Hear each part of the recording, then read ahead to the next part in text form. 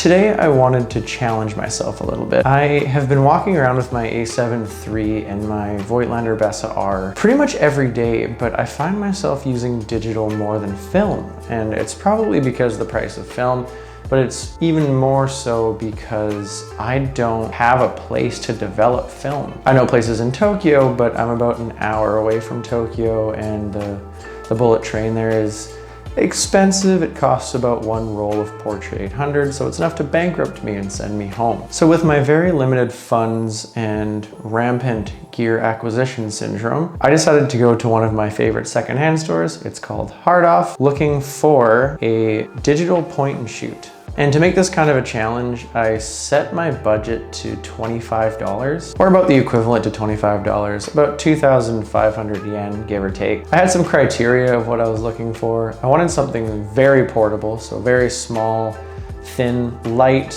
but I didn't want an all plastic camera. I wanted some metal on the body. I wanted it to be recent enough that it accepts SD cards. I didn't want to have to mess around with the Sony Pro Duo memory stick or whatever they called it back then. And like I said, it had to be under 2,500 yen. Going into this, I don't really know anything about digital point and shoot cameras. I just know what specs I kind of wanted. I wanted something with a decent ISO range. I wanted something with passable autofocus, preferably something not too eye-catching. I know there was a lot of freaky colors that Nikon and Canon did of their cameras back in the day, but I wanted something silver or black so I could easily carry it around and not be too noticeable. That being said, the first one that caught my eye was this neon pink Canon IXI. Like I said, I don't know anything about it. It just looked cool. I know Canon, but it was neon pink. I think if it was silver or black, I probably would have gone with it. And it was only 1,600 yen. It's important to note that these kind of cameras are typically in the junk camera section, and you really don't know what you're gonna get. Sometimes they have time to test them, sometimes they don't. Luckily, I read enough Japanese to look at the tags and be able to understand it. So for example, one of them said body is sticky. I don't know what that meant. I don't want to know what that meant, so I didn't buy it. There was a Nikon Coolpix that I was really leaning towards, but then I found this Ricoh Caplio R7.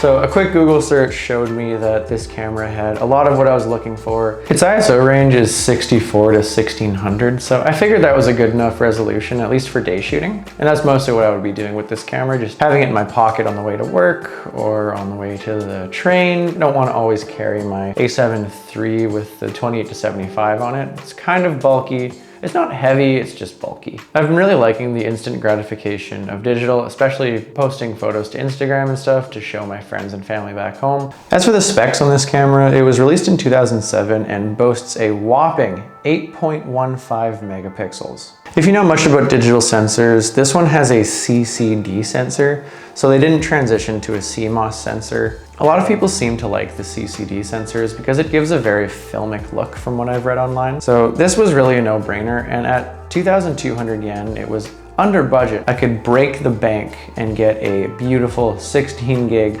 550 yen SD for it. So the Ricoh Caplio has a 28 to 200 zoom lens, and it goes from f4.6 to a pinpoint sharp f33. This camera does have a lot of really cool features like facial recognition and Ricoh's famous snap focus. So I think it had a little more to offer than the other options at Hard Off, so I'm very happy overall. After I bought it, I really wanted to know if it worked, so I went across to a coffee shop and plugged in the battery just for a few minutes, and it powered on immediately. As for the build quality, this is actually a very nicely built camera. From what I understand, these were not a cheap camera back in the day, so getting it for around 20 bucks is quite the steal. The front of the camera is all metal and the side with the strap is all metal. The back is a plastic back where the screen is, but I figure If it was all metal, it would have added a little too much weight to it. This really disappears in your hand how light it is and how small it is. But having the metal on the important side where the lens is, I think, is really valuable, especially when you're walking around. It's swinging around and it might bump your bag, or it might hit the seat when you sit down. So I figure as long as I'm careful with it, it'll survive a couple bumps and bruises.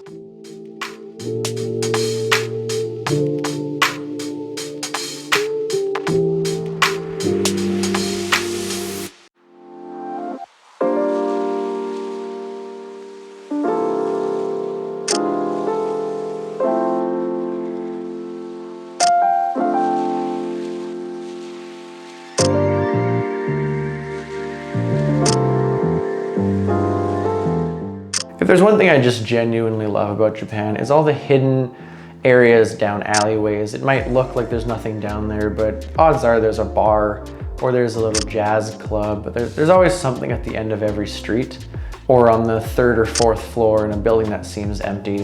It never gets old walking around my area because I always find something new. In Utsunomiya, there's a very beautiful and famous shrine, so I figured that'd be a really good place to start, as it would be busy enough that I could do a little bit of kind of touristy photography and maybe sneak in some more street style shots.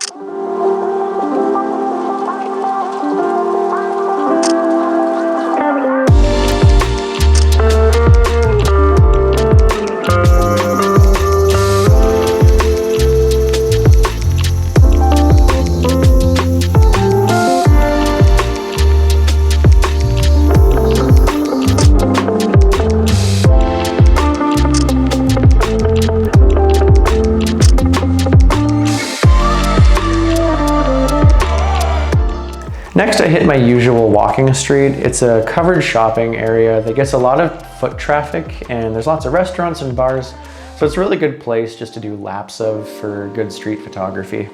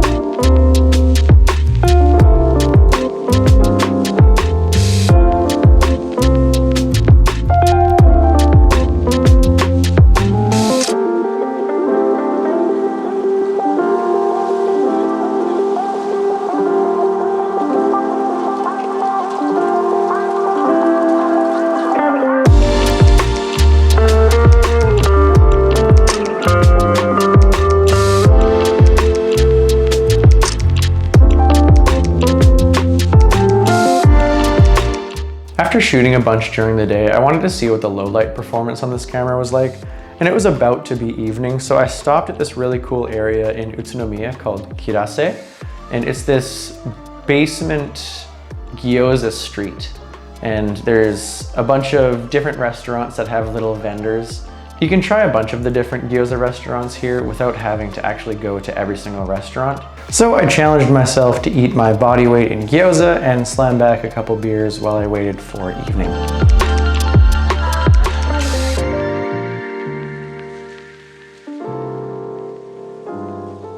After about 4 orders of gyoza later, it turned dark, so I decided to head out and see what the low light capability of this camera was.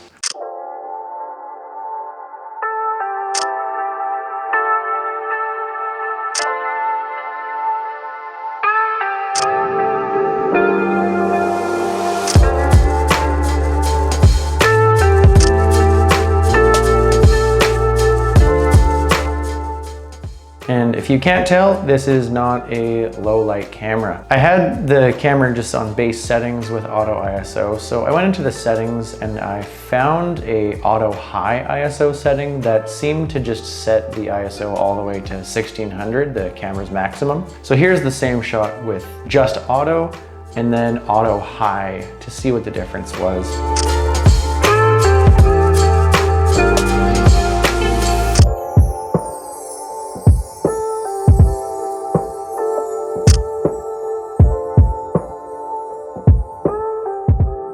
Even on auto high, the camera was really struggling to keep up with the lack of light. With the fastest aperture at 4.6, the shutter speed was really dragging. So I decided to do something I don't do often and use the flash. I don't typically love the look of flash photography. It has a very distinct look and it doesn't really go with my style. There are some pretty amazing photographers out there who use flash, but it's just not my cup of tea. But that being said, why not? So I flicked on the flash.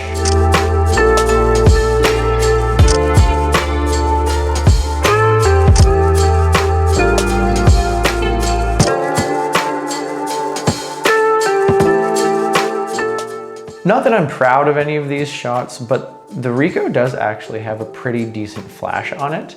I can see some potential with maybe shooting more around blue hour rather than when it gets really dark. I think the auto high ISO setting with the flash during just after golden hour might yield some really interesting results. It's definitely something I have to check out in the future. So yeah, if you're in Japan or you find yourself in Japan soon by some stroke of luck, I suggest going to your nearest hard off or recycle store and seeing what they have in their junk camera area.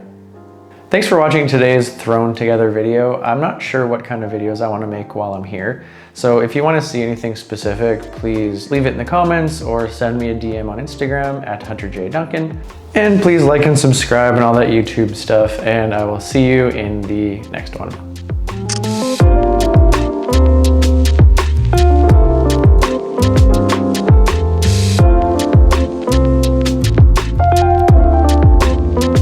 As for the battery performance, unless the camera's lying to me, and it very well might, this camera didn't use a lot of battery while I was out. And I was shooting for quite a while. I was out for maybe 3 or 4 hours.